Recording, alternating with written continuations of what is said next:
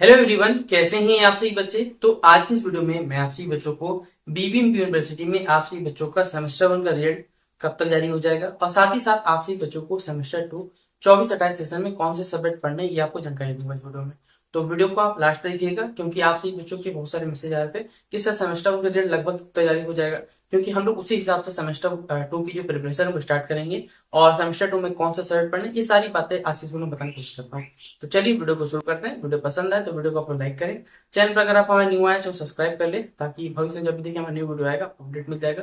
बाकी कुछ पूछने के लिए आप हमसे फेसबुक इंस्टाग्राम पे पूछ सकते हैं, इसका लिंक डिस्क्रिप्शन बॉक्स में। और टेलीग्राम ग्रुप पे देखिए सभी बच्चे जुड़ जाइएगा, क्योंकि देखिए कोई अपडेट कॉलेज का या यूनिवर्सिटी का अपडेट आता है तो सबसे पहले वहां हम लोग शेयर करते हैं, तो वहां जरूर जुड़ना है आपको। ठीक है, तो चलो वीडियो को शुरू करते हैं। पहले देखिए आप सही बच्चों को सेमेस्टर 2 में जैसे कि हमने आपको पढ़ाया हुआ था, सेमेस्टर 1 में हमने पढ़ाया, सेमेस्टर 2 में इस बार आपके दो मेजर पेपर होने वाले हैं, MJ2 और MJ3। ठीक है, और माइनर पेपर होने वाला है जो कि आप लोग या तो 1B पढ़ोगे या फिर चलो मैं माइनर ही लिखता हूँ। ठीक है, एक MDC का पढ़ोगे, एक AEC पढ़ोगे और एक सेक पेपर पढ़ोगे। ठीक है, टोटल इस बार भी क्या है, 6 ही पेपर आपसे बच्चों को पढ़ने हैं। दो मेजर पेपर है, एक माइनर पेपर है, एक MDC का पेपर है, एक सेक पेपर है, एक AEC का पेपर है। देखिए पहले जान लीजिए सेक पेपर के बारे में। आपका सेक पेपर सेम रहेगा सेमेस्टर 1 से सेमेस्टर 3 तक। जो आपका सेक पेपर है, चाहे आपने मैथमेटिकल कंपटीशन रखा हो या डिजिटल रिवीजन रखा हो,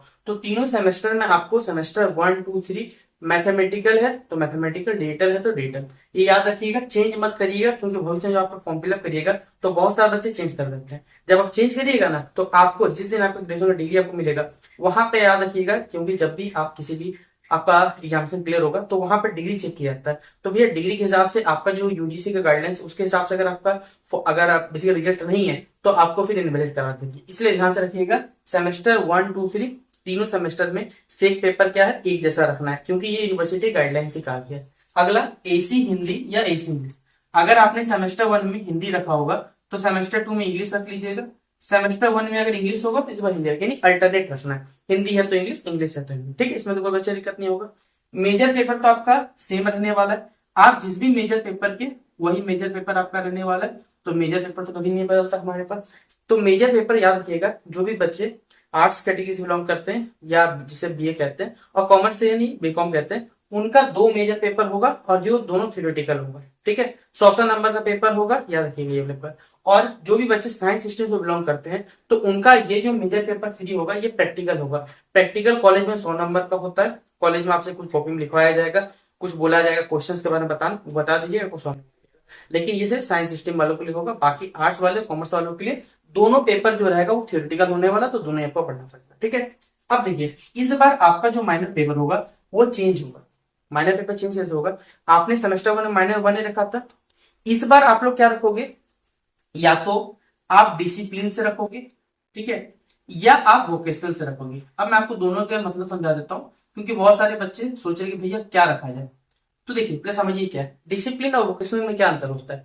डिसिप्लिन नॉर्मल जैसे सब्जेक्ट होते हैं ना हमारे पास, जैसे फिजिक्स हो गया, केमिस्ट्री, नॉर्मल सब्जेक्ट है, लेकिन इसका एडवांस वर्जन जो है ना वो होता है वोकेशनल का। जैसे वोकेशनल कोर्स है जिसमें बच्चे बीबीए करते हैं, बीसीए करते हैं, अपना टेक्निकल डिग्री आप समझ पूरा से। और इसका सिलेबस थोड़ा सा अलग है, इसका आपको ना मार्केट गेस्ट पेपर मिलेगा ना कुछ मिलने वाला है, इसलिए ध्यान करो। अब हमारा यूनिवर्सिटी तो आप लोग जानते हैं कितना अच्छा पढ़ाता है, आपने सेमेस्टर 1 बिता लिया, आपको तो मालूम चली गया कितना पढ़ा रहा है कितना नहीं। तो डिसिप्लिन रखिएगा तो आपके लिए ज्यादा सही रह सकता है एज कम्पेयर टू वोकेशनल, क्योंकि हमारी यूनिवर्सिटी में पढ़ाएगा तो भैया कुछ भी नहीं, जो पढ़ना है आपको पढ़ना है और हमें जितना हो सके हम लोग द्वारा जितना हेल्प होगा आपको करना है। ठीक है, तो इसलिए कोशिश करिए डिसिप्लिन रखने का, ज्यादा सही रहने वाला है। और ये जो माइनर पेपर है वो याद रखिएगा, सेमेस्टर 1 का माइनर पेपर मैं लिख दे रहा हूँ, सेमेस्टर 1 का माइनर पेपर 3 में रिपीट होगा, 3 का 5 में, 2 का 4 में, 4 का 6 में। यानी आपका पूरा ग्रेजुएशन में सेमेस्टर 1 से सेमेस्टर 6 तक टोटल 6 सेमेस्टर है, और 6 सेमेस्टर में बेसिकली आपको क्या करना है, दो पार्ट में है, सेमेस्टर 1, 3, 5 में एक माइनर पेपर और सेमेस्टर 2, 4, 6 में एक माइनर पेपर चलने वाला। और माइनर पेपर अपना स्ट्रीम से रखिएगा, याद रखिएगा सेम स्ट्रीम, जैसे आप साइंस कैटेगरी से बिलोंग करते हो तो साइंस का कोई रखिएगा, कॉमर्स का तो कॉमर्स का रखिएगा, आर्ट्स का तो आर्ट्स का रख लीजिएगा। ठीक है, यहाँ पर एमडीसी पेपर है, आपको अपना स्ट्रीम का नहीं रखना है, याद रखिएगा। जैसे हर ये भी तीनों सेमेस्टर में क्या होगा, चेंज होगा, हर सेमेस्टर में चेंज होता है, याद रखिएगा। और आपको अपना MDC paper major minor MDC कभी सेम नहीं होगा।